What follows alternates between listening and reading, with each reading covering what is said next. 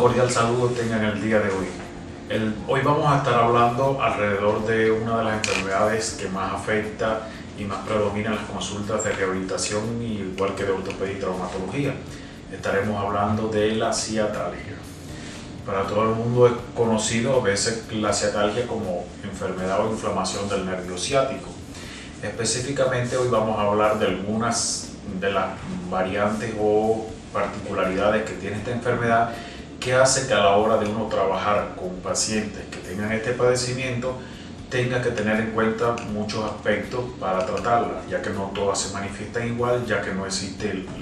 la misma gama de ciatalgia, o sea que es lo que tiene un polimorfismo clínico con una gran variedad de sintomatología en dependencia del lugar o de la causa que la produce. Para ello vamos a estar hablando de la clasificación más conocida que existe de ciatalgia, como ciatalgia aguda y ciatalgia crónica. ¿Y a qué vamos a denominar ciatalgia aguda? Es aquella que dura menos de 6 semanas y que aproximadamente es un dolor agudo que a veces el paciente refiere, intenso, pulsante, que toma su irradiación en la pierna hacia la región del muslo y hacia la rodilla. Ya hablamos de ciatalgia crónica cuando dura más de 6 semanas. Ese dolor ya deja de ser tan pulsante y latente para volverse un dolor continuo, sordo y persistente, y generalmente ya se irradia hacia la zona de la pierna y del talón. Pero no obstante eso, el nervio ciático es un nervio complejo,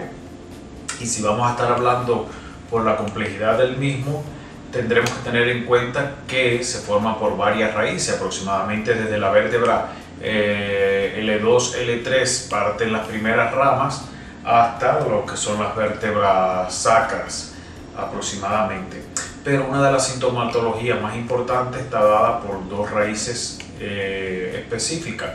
Vamos a estar hablando de aquella raíz que sale de entre L4 y L5, que generalmente produce lo que se llama la ciatalgia anterior, que en vez del paciente referir un dolor en la región posterior del muslo, el paciente va a referir un dolor en la cara anterior del muslo que llega hasta la rodilla y que puede aparecer en la región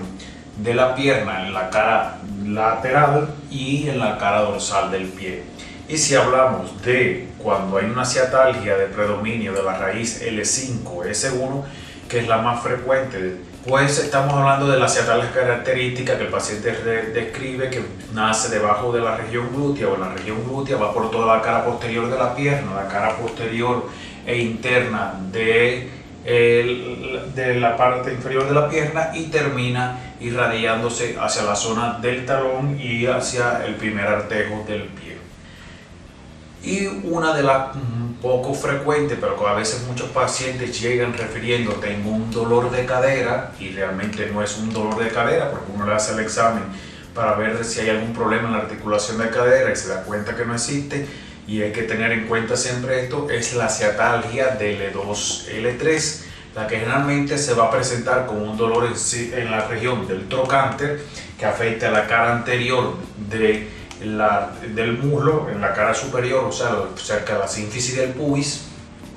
y que esta ciatalgia generalmente da mucha claudicación a la marcha y refiere el paciente siempre la molestia como si tuviera un dolor de tipo corsoartrósico, cuando en realidad no es así. Recordemos que una de las causas primarias de aquellas entidades que producen ciatalgia, vamos a encontrar la hernia discal. La hernia discal, que todos conocemos, que es la protrusión del disco intervertebral hacia afuera, que puede ocasionar normalmente una ciatalgia, ya sea una ciatalgia producto de una hernia lateralizada o una hernia centralizada, que tienen cuadros clínicos muy diferentes, y que a la hora de tratarlo, pues uno tiene que estar presente pues qué tipo de hernia nos estamos enfrentando. Ya por último, vamos a ver qué otras enfermedades pueden provocar una ciatalgia, que no solamente sea una hernia discal, y estaremos hablando de la famosa escoliosis, que es la segunda causa más frecuente que produce hernia, sobre todo cuando hablamos de la escoliosis, que su causa primaria está en una curvatura primaria a nivel de la región lumbar, no así cuando es una curvatura secundaria o compensatoria, que generalmente la curvatura secundaria compensatoria no tiene por qué traducirse en ciatalgia. En cambio, cuando sí es primaria, pues sí se puede traducir en una ciatalgia. Y generalmente la postural, la ciatalgia puede ser de tipo intermitente, pero ya cuando es una escoliosis de tipo estructural, la ciatalgia puede ser permanente, incluso estar por periodo de más de 2 a 3 años, afectando continuamente episodios de crisis y remisión, crisis y remisión. El tercer problema que se plantea, sobre todo ya a partir de los adultos mayores, cuando la persona no ha tenido un estilo de vida muy saludable, comienza lo que es el envejecimiento acelerado del sistema esquelético, sobre todo a nivel de los cuerpos vertebrales, y aparece lo que es la espondiloartrosis. Espondiloartrosis, que no es más que la enfermedad que afecta desde el punto de vista artrósico la columna, provocando a nivel de los cuerpos vertebrales osteofitos que pueden ir deformando o pueden ir lacerando el disco intervertebral y producir como consecuencia una hernia, o estos mismos osteofitos pueden estar bloqueando los agujeros de conjunción por donde sale cada nervio espinal hacia la región que inerva, y lo mismo puede igual lacerar estos nervios y producir lesiones o producir dolor. Y al igual que a nivel de la articulación facetaria o cigapoficiaria, como también se denomina, esta costoartrosis puede ir con el tiempo provocando desplazamientos, y estos desplazamientos hacen que las vértebras vayan provocando igual, cerrando o el canal vertebral, o puedan ir cerrando el agujero de conjunción, y de esta forma igual traducirse por una ciatalgia. Otra de las causas muy frecuentes, sobre todo más en hombres que en mujeres, en las edades tempranas, es la conocida enfermedad como listesis, que puede dividirse en anterolistesis o retrolistesis, o lo que ya es la espondilolistesis, cuando ya sí hay separación del arco vertebral del cuerpo vertebral, y este desplazamiento hacia un lado o hacia el otro provoca igual compresión de los nervios a nivel del agujero de conjunción, debido a los ligamentos, sobre todo el ligamento amarillo y el ligamento posterior de la columna, lo cual van a comprimir por desplazamiento el nervio espinal. Hasta ahora hemos hablado de las causas secundarias de la región lumbar que pueden provocar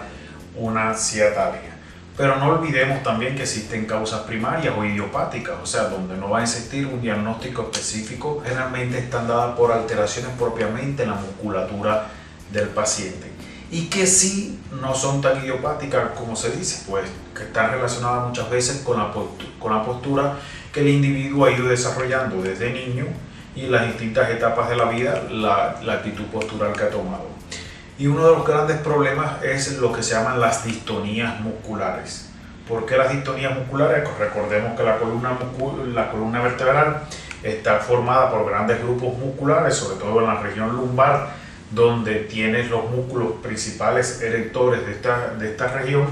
en las 4 capas conocidas como capa superficial, capa media primaria, capa media secundaria y capa más profunda. Debemos recordar que aquí hay un músculo muy importante, que es el músculo iliopsoas, que está muy relacionado fundamentalmente con la inserción a nivel de los procesos transversos de las vértebras lumbares, desde L1 hasta L4, pero teniendo su mayor acentuación a nivel de la vértebra L3, y esto es lo que permite que cuando estamos de pie pues mantengamos una lordosis a tal punto que la vértebra predominante de esa lordosis sea la vértebra L3. Este músculo, como se une a la pierna, muchas personas a medida que van envejeciendo por la actitud postural van caminando con el tronco flexionado hacia adelante, y esto hace que el músculo con el tiempo se vaya volviendo más tónico y más corto.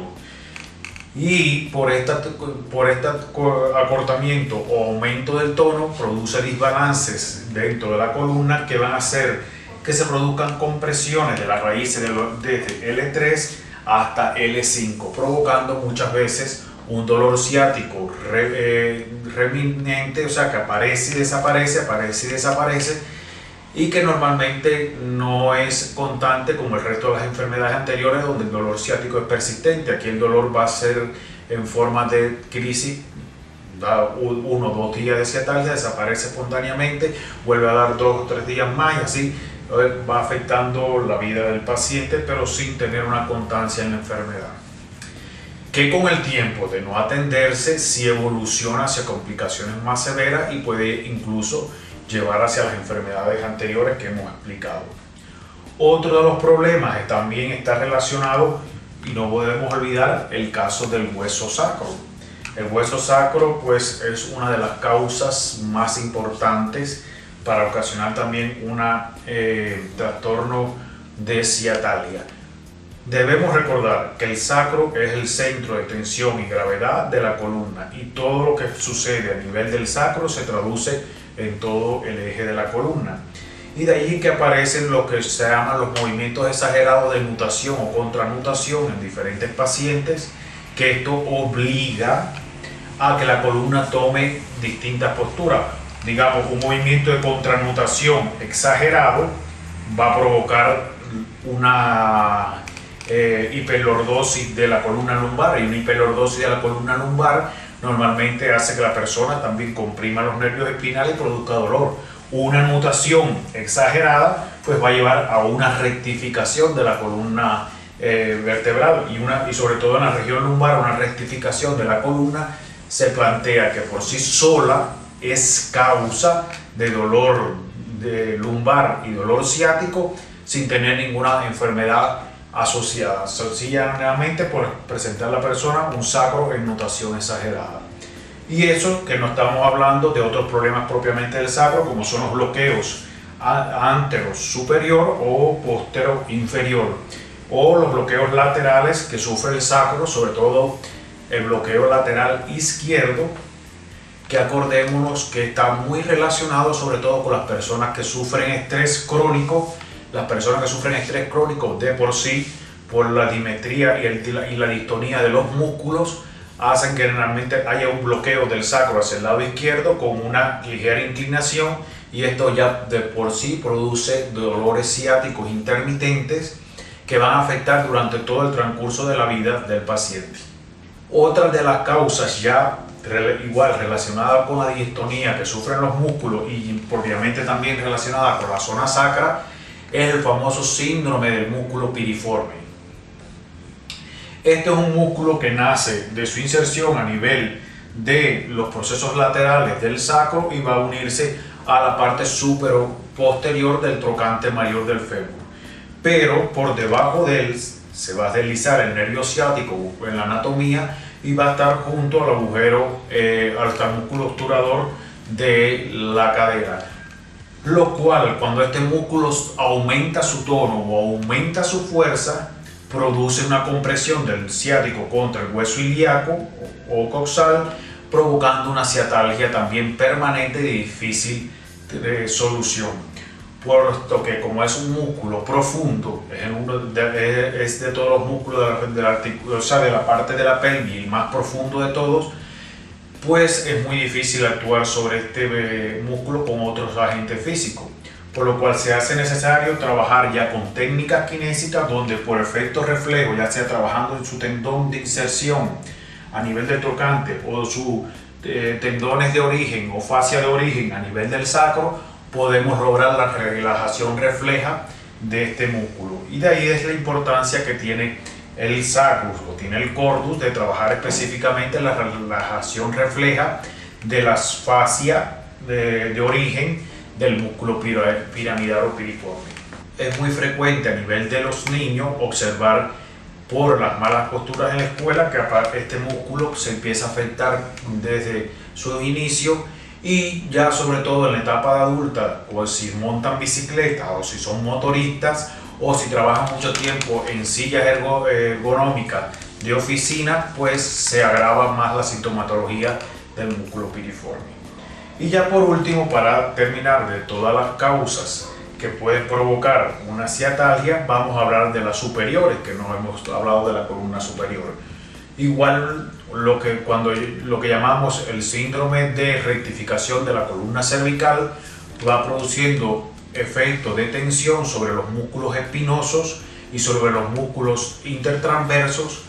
que como todos conocemos comienzan desde arriba pero se trasladan a todo lo largo de la columna y esto van a ir ocasionando desbalances de las vértebras en gran medida. De allí que hoy por hoy existen técnicas específicas para eliminar ciatalias que no tienen causa, movilizando la vértebra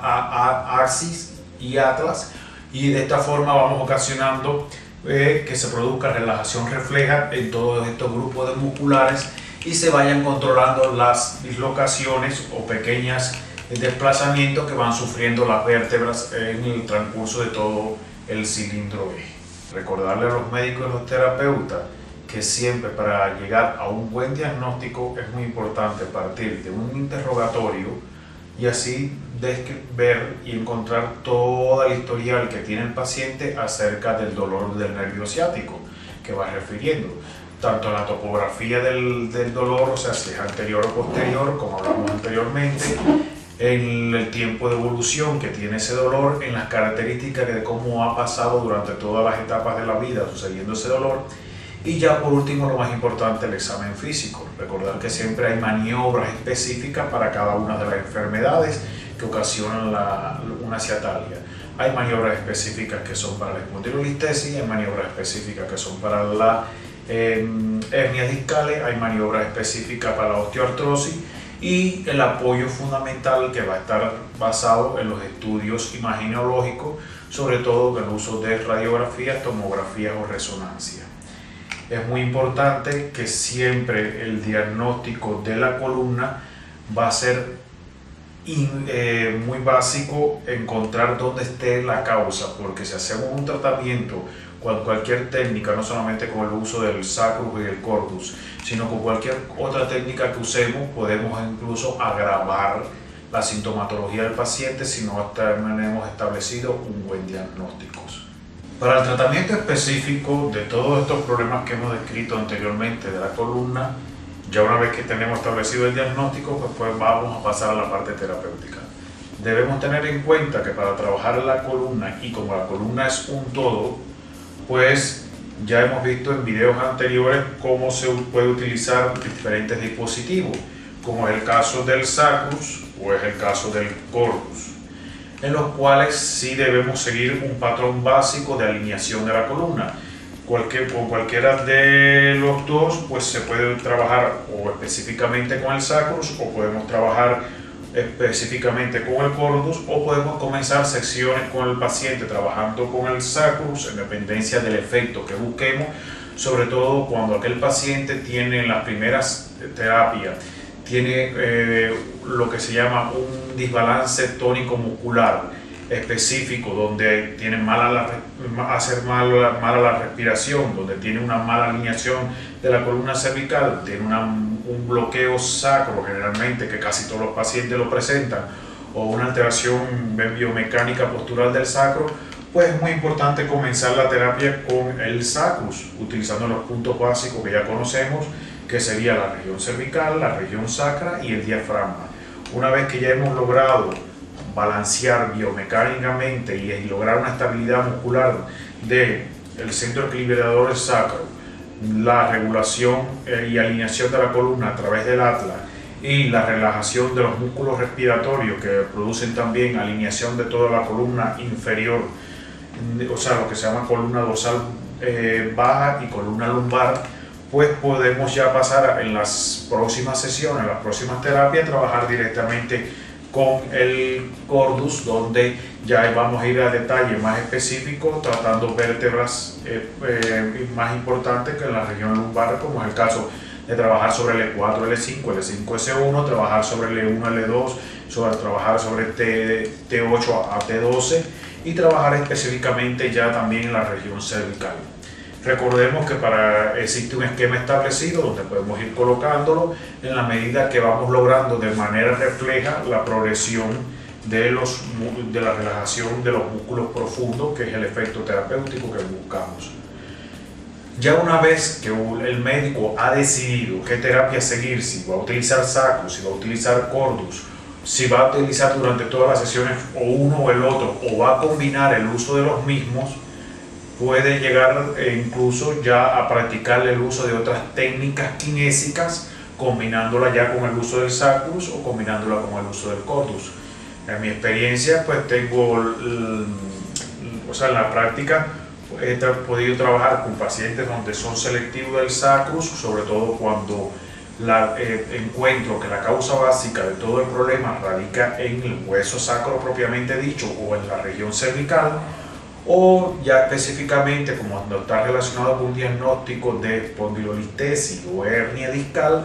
pues trabajo más directamente con el cordus, y esto lo voy combinando con técnicas como son los famosos ejercicios de Williams, los ejercicios de Charrier,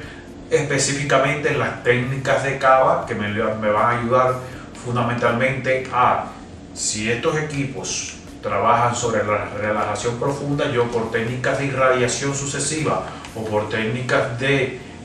contrarresistencia puedo, a partir de la musculatura distal de las extremidades, ya sea del pie o de los miembros superiores, puedo también tener un efecto relajante sobre la columna muscular y ayudar a lo que son las cadenas cinemáticas fundamentales que trabajan en la columna. No debemos acordarnos que existen las cadenas diagonales y que trabajando estas cadenas diagonales, que es la columna, o diagonales cruzadas, partiendo de una extremidad hacia la columna, podamos a potencializar aún más el efecto correctivo sobre el cilindro eje, y a la vez ayudar a que sacrus y cordus tengan un efecto terapéutico mucho más profundo y mucho más duradero.